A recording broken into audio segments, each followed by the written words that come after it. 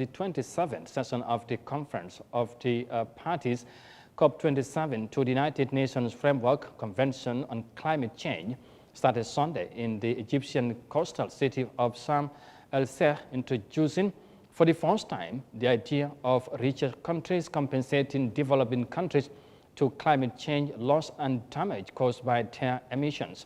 Now, the African continent is among the highly impacted region by climate change, and COP27 is expected to be turning the point by providing solutions to the long-standing constraint brought by climate change.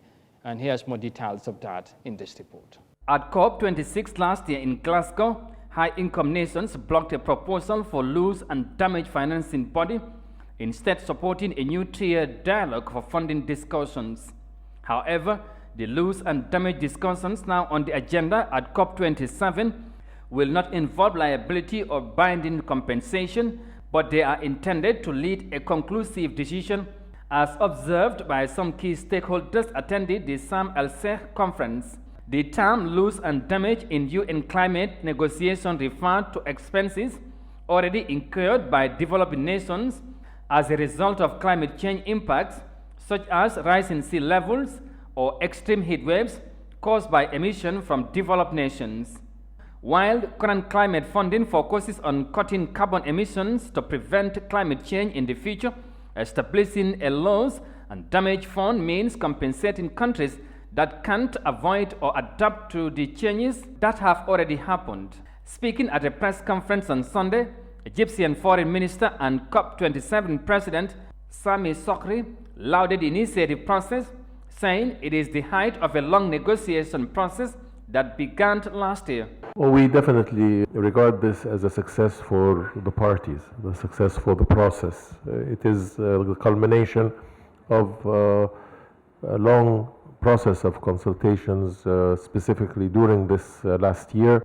Simon Still, UN Climate Change Executive Secretary, also underscored the significance of the meeting, whilst expressing hopes for some positive outcomes on such a critical issue. The beginning is a very positive and constructive sign.